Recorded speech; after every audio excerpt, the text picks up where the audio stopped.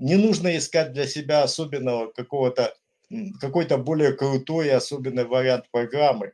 И в результате потом кругами ходить по шагам или годами прописывать какие-то шаги, сливая драгоценное время жизни в унитаз.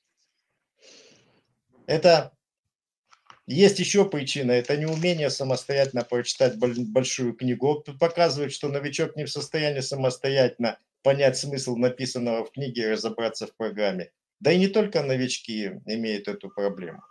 И отсюда отсутствие правильного понимания программы и, собственно, принципов выздоровления.